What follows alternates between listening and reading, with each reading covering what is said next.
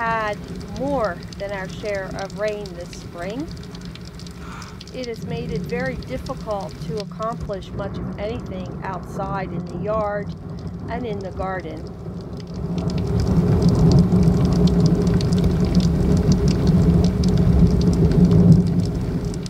I'm really ready to start moving plants outside that have been in all winter and just really spending some serious time outside in the garden.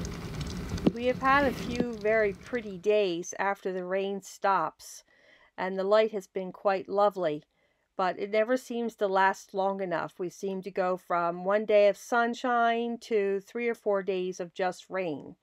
And then we've had some horrible late frosts. These are the tips of my ivies. They just are black from that last frost we had last week.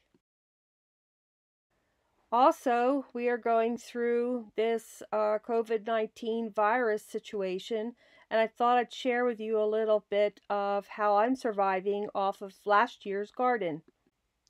I have been canning and freezing and drying for years, so I was prepared for this stay-at-home situation we are in with the virus. I put up roughly 250 jars of berries and fruits that I use on my breakfasts in the morning. Every morning I have been fixing a little cream of wheat. I really like that a lot, and it's really quick and easy. So I just add a little bit of my fruit in the bottom. Then I sometimes add some almonds and a little honey because there's no sugar in the prepared fruit. And then I just add the cream of wheat. Then for lunch, I'll get some soup out of the freezer. This happens to be potato leek. I add some of my frozen peppers, and then I put a little pepper on top, and I have a really healthy lunch. And then for supper, I got out some squash and corn from the freezer and put it in the frying pan with a couple of vegetarian sausage legs and some fresh potatoes. Then I just cook that until it's thoroughly cooked. Throw in a little cheese on top, and sometimes perhaps even add an egg. And another quick lunch is I get out one of my stuffed peppers and just put it in the microwave and throw on a little cheese. Easy meals, straight from the garden, all from last summer. Can't beat that. So just a quick little garden tour update. The garlic that was planted this fall is doing great. And the lettuces I planted in December are doing great. And the onions, I just put in more onions, fresh pine chips, so they'll come up. And under these screens to keep the kitty cats out,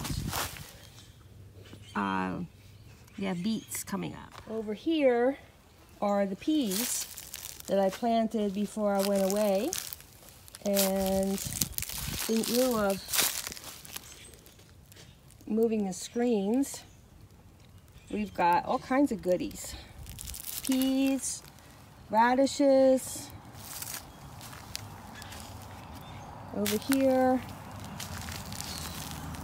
more peas and spinach and carrots. This is a quick review of all of my projects. Dandelions. I've been picking the dandelions. 1 for me, 2 for the bees. Then I put them on screens to dry in the greenhouse. And next phase will be bottling them with olive oil. So my mother had this little picnic table in her basement, and it's just been there for years. This belonged to us kids when we were little. I actually kind of remember it. Anyway, she asked if I wanted it, so I brought it over.